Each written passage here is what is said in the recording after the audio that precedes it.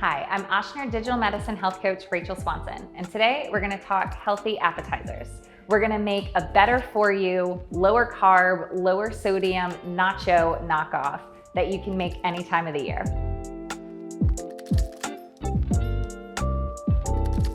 So we're going to start with these mini sweet peppers right here.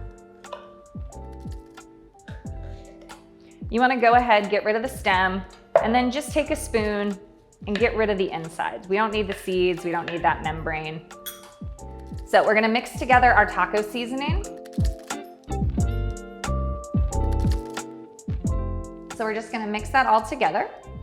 We also wanna turn our oven to 400 degrees, let that preheat while we're making everything. I also have the ground turkey going, just so we can have that ready to pop everything in the oven. So our meat is almost done here. Give it just a couple more minutes.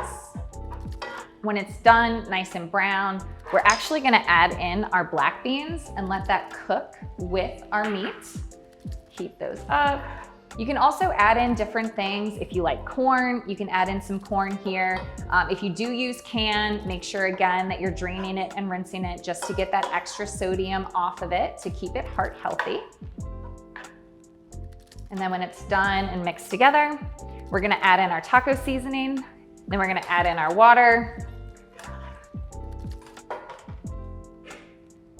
We're gonna bring it to a boil, and then once it comes to a boil, we're gonna let it simmer for 6 to 7 minutes so all those flavors can really kind of come together. So now that the meat's done, we're gonna go ahead and assemble our nachos.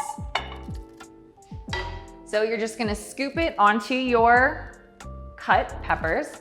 So these are gonna act just like your chips. This is where that low carb kind of comes in. It's a lot healthier. Just kind of put it across the top here. And the great thing about this too is if you're not using all of the meat for this dish, you can save it and use it for tacos tomorrow. You can throw it on top of a salad. You can really use these leftovers however you want. And then we're gonna sprinkle with some cheese. Remember, packaged cheese is a little higher in sodium, so you don't wanna go overboard, but we do wanna get a nice little base on there. And then we're just gonna pop it in the oven for about 10 to 15 minutes until that cheese is melted. And now comes the fun part. We are going to top it. So this is where you really kind of get to make it your own. So whatever you like on top of your nachos, I'm gonna throw some onions on top of here. And again, these are just for me. So I'm just gonna throw some extra tomatoes. If you wanted to add a little more cheese, you could. I'm gonna put some mashed up avocado kind of just across the top here. You could leave it chunky if you wanted. You could make it a full-on guacamole with some red onions. If you like sour cream or even just some plain Greek yogurt on top. And if you want a little bit of crunch, you can even crumble up some chips and place those right on top of here. But these are our healthy for you nachos.